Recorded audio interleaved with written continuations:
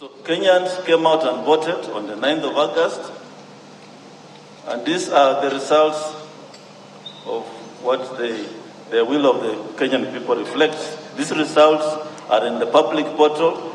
The same results which I'm reading here are the ones in the public portal.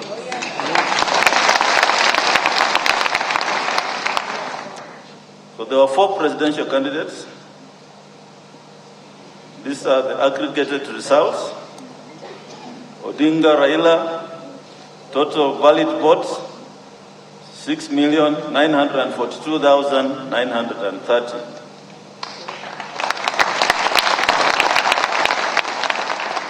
And this represents 48.85%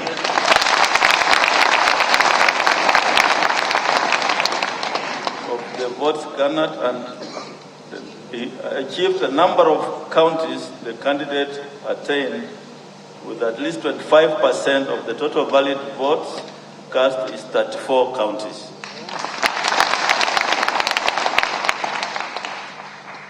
Ruto William Samoei, number of valid votes, 7 million.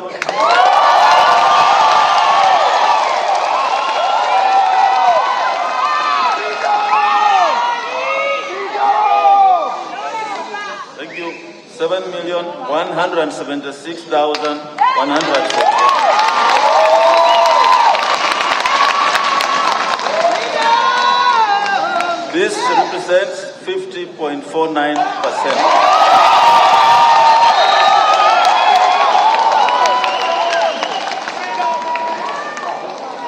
And he achieved the minimum number of 39 counties at 25%. Waihika David Maure, number of valid votes in figures 31,907.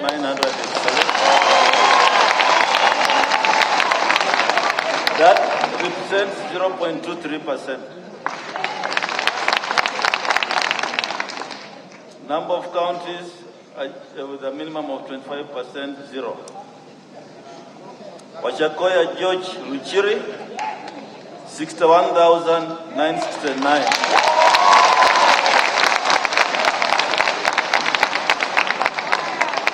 Those are valid votes. Percentage of votes cast 0.44%, and number of counties with a minimum of 25% attained 0. So, in accordance with the law, the Constitution and the law, I, Wafula Chebukati, Chairperson of the Independent Electoral and Boundaries Commission, hereby declares that Ruto William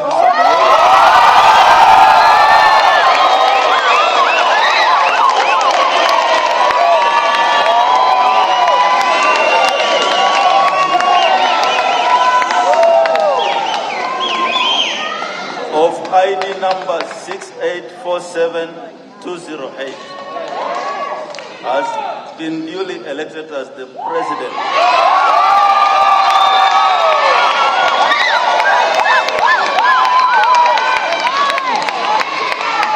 of the Republic of Kenya under the provisions of Article 138 of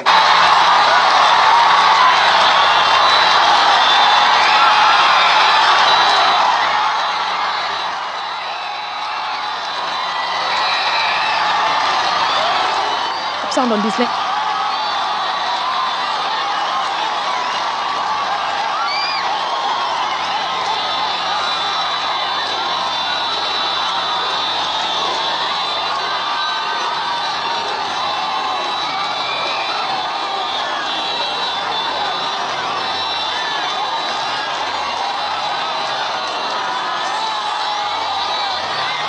Right, well, you're seeing live pictures from Eldoret. That is William Ruto's stronghold. Earlier, just few seconds ago, Wafula Chebukati, the IEBC commissioner, there you go. William Ruto has been announced as the next president of Kenya. He is the 5th president And this is his first attempt at the presidency, and now he has succeeded. This is him receiving his certificate. This is at the National Tallying Center in Nairobi, also known as the Bomas of Kenya.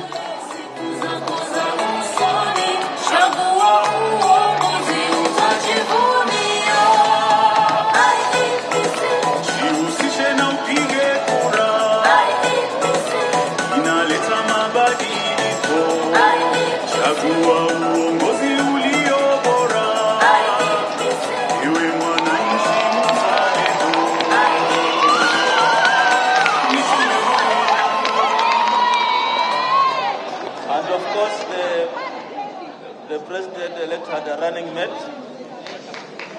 Rigathi Gachagua is the deputy president-elect. Thank you. I invite the president-elect to make his remarks. And thank you, Kenyans, for having a peaceful election. Thank you.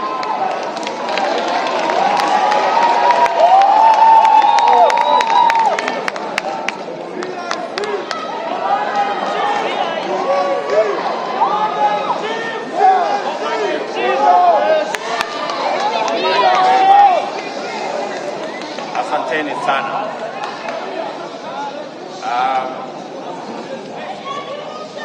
Your Excellencies, Ambassadors, and High Commissioners present, Your Lordship, the Bishops,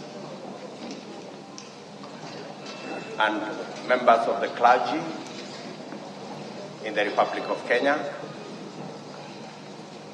my good Deputy, Rigathi Gachagua, distinguished members of the Independent Electoral and Boundaries Commission, led by Chairman Wafula Chebukati, fellow countrymen and women, good evening. It is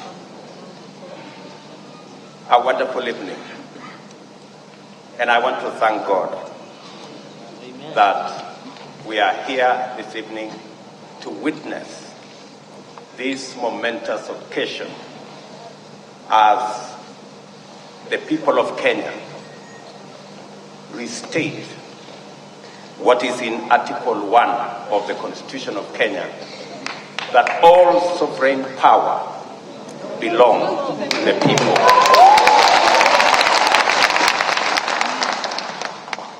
I want to thank God for getting us to this point. I want to thank God that today we have concluded this election. I know that there were predictions that I won't get to the ballot. There were predictions that we won't get here. But because there is a God in heaven, we're here. And I want to, in a very special way, say and confess that without God, we wouldn't have been here. My gratitude also goes to the people of Kenya, the millions who listened to us, the millions who participated in our campaigns peacefully, the millions who turned up to vote for us on 9th of August, and the millions who have waited patiently until this announcement has been made. Specifically, I want to thank my fellow countrymen and women because we have raised the bar in this election. Jointly, we have raised the bar. This election was much about the issues than the ethnic configurations that have always imposed our elections. Gratitude goes to the millions of Kenyans who refused to be boxed into tribal cocoons. I am a very proud Kenyan this evening that the people of Kenya have raised the bar on us who are seeking leadership in our country. Not to sell our ethnicities, but to sell our programs, our manifestos, our agenda, and our plan. Let me also say right at the start that in here and in this election, there are no losers.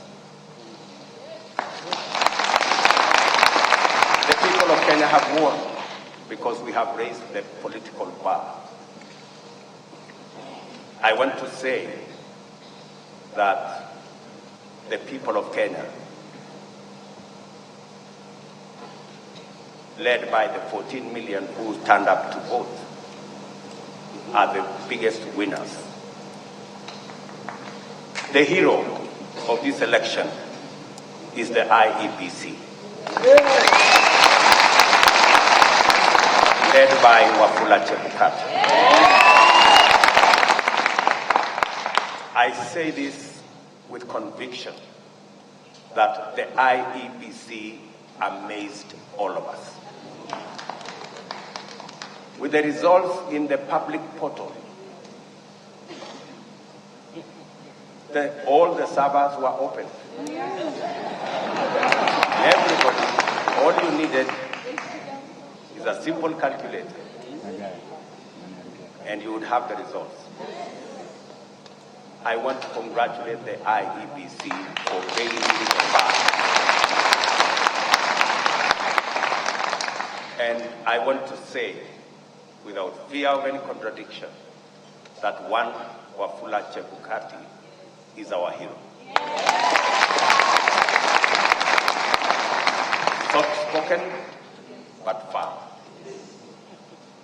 And I want to tell you, Mr. Chairman, we are very proud that without informing any one of us, you put all the results from all the polling stations on a public portal where any Kenyan could access. That became the game changer in this election.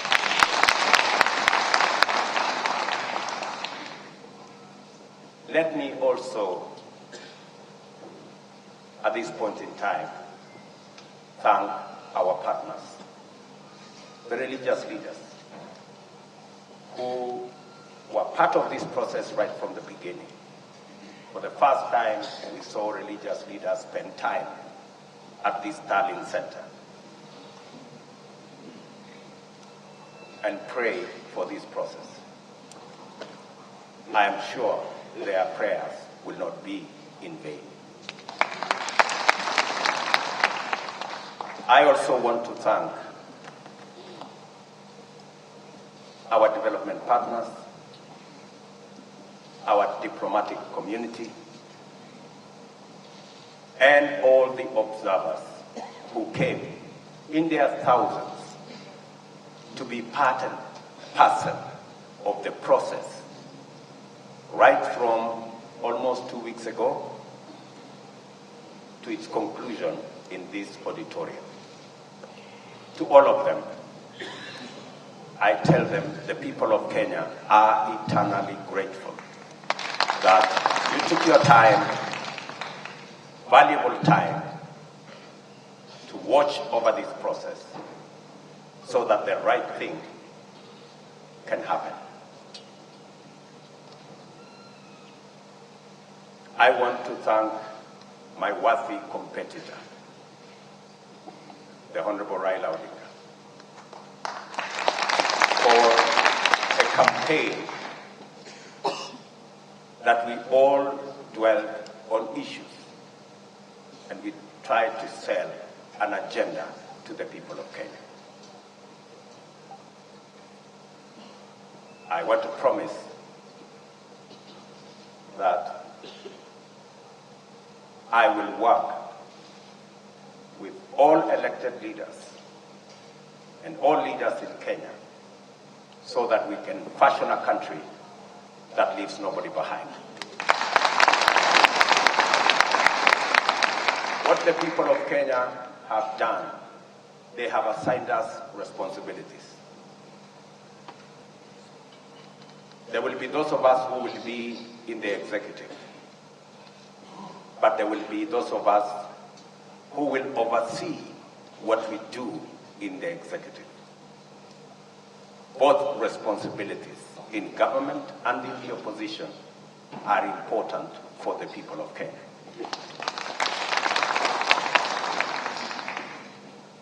I want to promise the people of Kenya that I will run a transparent, open, democratic government. And I will work with the opposition to the extent that they provide oversight over my administration.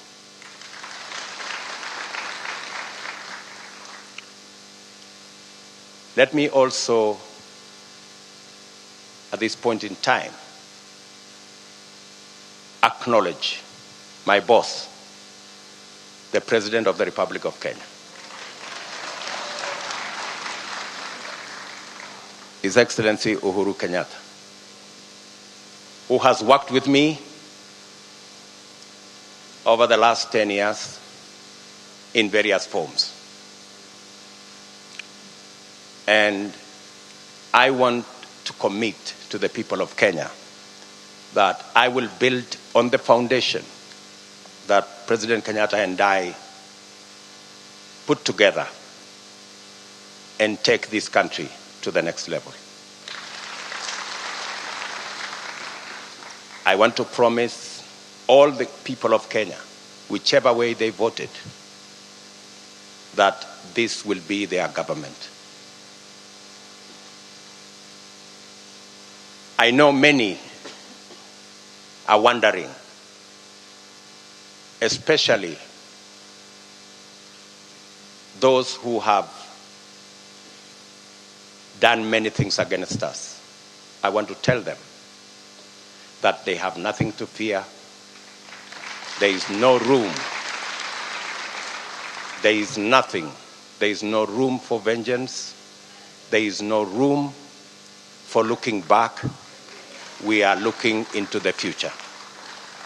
I am acutely aware that our country is at a stage where we need all hands on deck to move it forward. We do not have the luxury to look back. We do not have the luxury to point fingers. We do not have the luxury to apportion blame. We must close ranks and work together for a functioning, democratic, prosperous Kenya. I want to thank the members of my team, starting with my wife and family,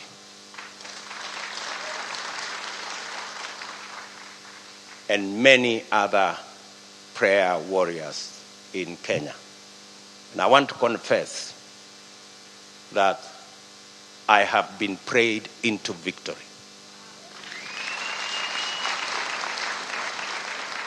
It is not our effort. And my team knows. We were working against the odds, many odds at that. But I must confess that it is God who brought us this victory. I do not want to mention the many people, many friends who have been part and parcel of this journey. Many people have paid huge sacrifices for us to get here. I want to promise them that their sacrifice will not be in vain. I and my team and I will work very hard to make sure that we don't let the sacrifices made by many Kenyans, we don't let them down. I am very confident that this country will come together and we can move forward as one united, democratic, and prosperous country. I want to ask our religious leaders from across Kenya to pray for us and to pray for the unity and prosperity of our country. I will not want to say more than that because I will be making other statements in the course of time. But let me say to all of you, thank you very much for being here this evening to witness this very historic, democratic occasion that moves our country to the next level. And let me thank my very able deputy, Rigathi Gachagua, for the sacrifice and the commitment he has demonstrated and the hard work he has put in, together with all our teams, Musalia Mudavadi, Moses Otangula, J.B. Muturi, Mr. Mutua, Amazon Kingi, and all. Let me not go down that route because I will disappoint some people because that list is very long, especially the men and women, members of parliament who were elected with us in Jubilee. And they have paid a heavy price for us to get here. Ladies and gentlemen, waheshimiwa, let me say, I owe you. You are great people. The sacrifices you made, withstanding the many incidences of blackmail and threats, I want to tell you, you have earned your place in the history of Kenya. Because today, we're going to form a government together to serve the people of Kenya. So, with those many remarks, let me say to all the people of Kenya, I give you my word that I will work hard to make sure that this nation moves to the next level, is united and is prosperous. Asanteni sana.